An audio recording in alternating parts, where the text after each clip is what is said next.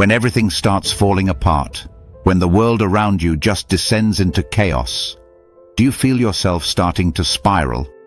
That overwhelming wave of what-ifs that just paralyzes you? Most of us do. It's a totally natural human reaction. We're wired to see the threat, feel the danger, and brace for the worst. But what if that very instinct, the one designed to protect us, is actually the thing holding us back? There are a select few who've figured out a mindset that doesn't just let them survive the storm, but actually use it as fuel for their own growth. They have a mental framework that lets them accept reality for what it is, no exaggeration, and turn chaos into a launch pad for progress. This isn't about being fearless or some kind of robot. It's about something much more powerful. And today, I'm going to show you exactly how they do it. Let's be real for a second. When an unexpected disaster hits, a sudden job loss, a health crisis, a relationship ending, the floor just drops out from under you. The first thing you feel is that jolt of adrenaline, quickly followed by a flood of negative thoughts. What if I can't pay the bills? What if I never get over this?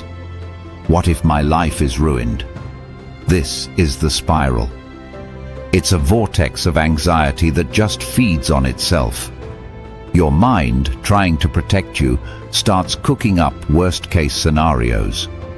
But instead of preparing you, it freezes you. Making a decision feels impossible. The problem, which might be manageable in reality, swells into this catastrophic monster in your mind. This state of emotional overwhelm isn't just stressful, it's destructive. It clouds your judgment, drains your energy, and makes you see problems everywhere and solutions nowhere. But mentally tough people learn to see these situations clearly and realistically, especially when things get hard. Instead of catastrophizing, they accept the facts as they are, which allows them to respond effectively without getting swept away by emotion. The real tragedy? In this panicked state, we miss the opportunities that are almost always hidden inside the chaos. Every crisis, no matter how devastating, carries a seed of renewal, a chance to rebuild, or a lesson to be learned. But you can't see any of that when you're drowning in what-ifs. The unbreakable mind knows this. It's learned how to quiet the noise, step back from the panic, and start asking a different set of questions. To really get this mindset, we have to look at one of the greatest survival stories in human history, the Imperial Trans-Antarctic Expedition of 1914. The leader, Sir Ernest Shackleton, had a goal so big it was almost crazy: to be the first person to cross the entire Antarctic continent on foot. He put together a crew of 27 men, and they set sail on a ship he perfectly named the Endurance. The chaos started before they even got to the continent. Just a day's sail from their destination, the Endurance became trapped in thick, unforgiving pack ice. For 10 long months, the ship was a prisoner, drifting helplessly with the ice. The crew kept hoping for a spring thaw, but it never came. Instead, the crushing pressure of the ice began to splinter the ship's hull. With a sound like the splintering of a giant's bones, the Endurance was slowly destroyed, forcing Shackleton and his men to abandon it. This is the exact moment most people would have spiraled. They were stranded thousands of miles from civilization, with no ship, no radio, and shrinking supplies, all while on a moving sheet of ice in the most hostile place on Earth. Their original mission was dead. The what-ifs were terrifying, and they were very, very real. But this is where Shackleton's mindset took over. Instead of panicking about his failed ambition, he instantly redefined the mission with one crystal-clear objective: survival. Every single man was going to make it home alive. From that point on, every decision, every action was funneled toward that one goal. Shackleton knew the biggest threat wasn't starvation or the cold, it was despair. It was the chaos of the mind. So he became a master of morale. He created rigid routines to give the men a sense of purpose and normalcy. He organized soccer games on the ice and held sing-alongs with a banjo at night to keep their spirits up. He personally watched over the mental state of each man, even making those who were becoming negative stay in his own tent so their attitude wouldn't spread. He understood that keeping his men busy with purposeful tasks would stop their minds from drifting into darkness. After months on the ice, Shackleton made a bold call. They would take their 3 small lifeboats and row across the treacherous, ice-filled ocean to a remote, uninhabited scrap of land called Elephant Island. The journey was brutal, but they made it. Still, they were stranded, nowhere near any shipping lanes. So Shackleton made an even bolder choice. He and 5 of his best men would take one of the tiny 22-foot boats and try to sail 800 miles across the most dangerous seas on the planet to a whaling station on South Georgia Island. It was a feat of navigation and sheer will that is still considered miraculous. Against all odds, they made it. But it wasn't over. Shackleton then had to organize a rescue for the 22 men left behind on Elephant Island. After 3 failed attempts, he finally broke through the ice and saved every last one of them. 2 years after their ship was first trapped, after facing unimaginable hardship, not a single life was lost. Shackleton's dream of crossing Antarctica failed, but he achieved something so much greater. He proved that the human spirit, when guided by the right mindset, is absolutely unbreakable.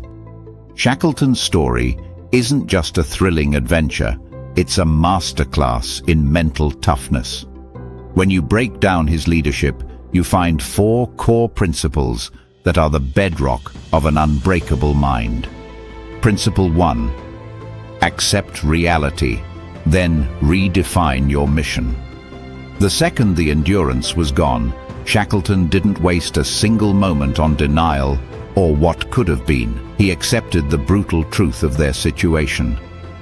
The old mission was over. This acceptance is huge because you can't solve a problem you refuse to look in the eye. He then immediately gave his men a new, simple mission: get home alive. In your own life, when chaos hits, the first step is to see the situation for what it is. Not worse than it is, but not better either. Acknowledge the loss, feel the sting, but then quickly ask yourself, okay, given this new reality, what is my most important mission right now? This flips you from being a passive victim into an active leader of your own life. Principle 2. Master your morale through action. Shackleton knew that optimism is a form of courage, and it's not something you just have. It's something you build with deliberate action. He used routines, games, and shared goals to actively manage the emotional temperature of his crew. He knew that fear and despair love a vacuum. The lesson here is profound. You don't wait to feel better to take action. You take action to feel better.